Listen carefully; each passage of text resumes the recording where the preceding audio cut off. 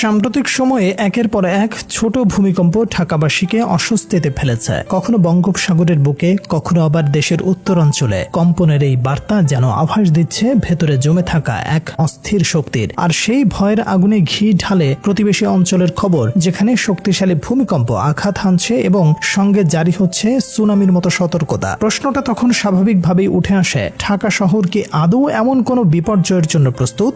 বাংলাদেশ ভূতাত্ত্বিকভাবে অত্যন্ত জটিল স্থানে অবস্থিত। ভারতীয়, ইউরোপীয় ও বার্মিজ এই তিনটি টেকটনিক প্লটের মিলনস্থলেই আমাদের ভূগোল। বিশেষত ভারতীয় প্লেট প্রতি বছর অল্প অল্প করে উত্তরমুখী সরে যাচ্ছে। ফলে ভূগর্তে জমছে প্রচন্ড চাপ। বিশেষজ্ঞদের মতে এই চাপ যদি হঠাৎ মুক্তি পায়, তবে এর অভিঘাত হতে পারে 7 বা তারও বেশি মাত্রার ভূমিকম্প। আর তাহলে এক কেন্দ্রবিন্দুতে থাকা ঢাকা হয়ে উঠবে মৃত্যুপুরী। ঢাকার সবচেয়ে নাজুক অংশ হলো পুরান ঢাকা, যেখানে শত শত বছরের পুরনো বাড়ি, সরু গলির ভেতরে গায়ে গায়ে দাঁড়িয়ে থাকা দালান, যেগুলোর বেশিরভাগই নেই কোনো বৈধ নকশা, নেই মজবুত ভিত্তি। একটি ভবন ভাঙলেই ডমিনো ইফেক্টের মতো পুরো পাড়া গুড়িয়ে দিতে পারে। এছাড়া শহরের উত্তর পূর্বাংশে নরম মাটির উপরে গড়ে ওঠা আবাসিক এলাকাও সমান ঝুঁকিতে। কল্পনা করুন, একটি বড় ভূমিকম্পে শুধু ভবন ধসে পড়লেই হবে না, রাস্তা আটকে যাবে, অ্যাম্বুলেন্স কিংবা ফায়ার সার্ভিসের গাড়ি ঢুকতে পারবে না। আর তার সঙ্গে যোগ হবে গ্যাস লাইন বিস্ফোরণ, বিদ্যুৎ বিভ্রাট ও পানির সরবরাহ বন্ধ হয়ে যাওয়ার মতো ভয়াবহ পরিস্থিতি। বিশেষজ্ঞরা দীর্ঘদিন ধরে সতর্ক করে আসছেন, ঢাকা প্রস্তুত নয়। জনসচেতনতা নেই বললেই চলে, বিল্ডিং কোড মানা হয় না, আর দুর্যোগ মোকাবেলার মহড়া কাগজে কলমে সীমাবদ্ধ।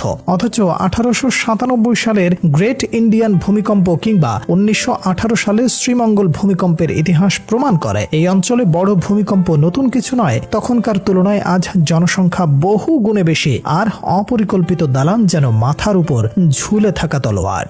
গবেষণা বলছে, ঢাকায় যদি 7 মাত্রার ভূমিকম্প হয়, তাহলে তাৎক্ষণিকভাবে প্রাণহানি ঘটতে পারে 2 লক্ষাধিক মানুষের। আর যারা বেঁচে থাকবেন তারা পড়বেন আরো জটিল সংকটে। খাদ্য, পানি ও চিকিৎসার অভাব, উদ্ধার কাজে বিলম্ব এবং সামাজিক শৃঙ্খলা ভাঙন। একটি নগরের জন্য এক দুঃস্বপ্ন, যার ভয়াবহতা কল্পনাকেও ছাড়িয়ে যেতে পারে। প্রশ্ন হতে পারে, তাহলে এখন কি করা জরুরি? ঢাকার ভবিষ্যৎ নির্ভর করছে আজকের প্রস্তুতির উপর। ভূমিকম্প প্রতিরোধ না করা গেলেও ক্ষয়ক্ষতি কমানোর উপায় আছে।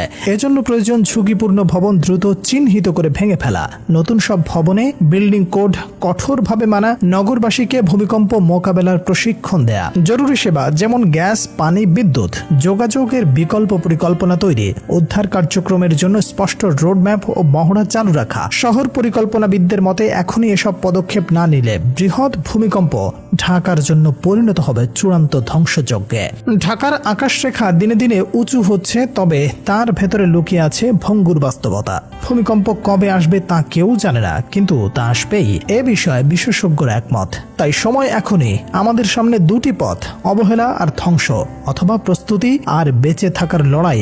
কোন পথ বেছে নেবে ঢাকা, তা নির্ধারণ করবে আগামী প্রজন্মের ভাগ্য।